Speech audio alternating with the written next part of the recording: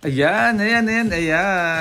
Isang pangmalakasan, isang pangdiinan, at isang pang show talaga na ADV 150 ang lumapag sa ating shop.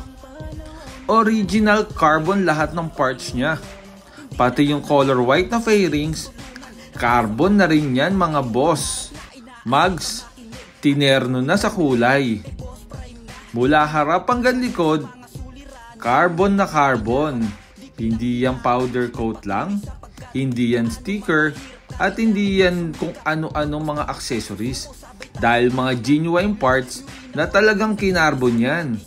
Palagay ko nga mas mahal pa ang pag-carbon sa motor na to kumpara sa mismong halaga ng motor. Pati headlight to, pormadong-pormado. Ilang motorcycle show na sinalihan nito. Hakot award talaga.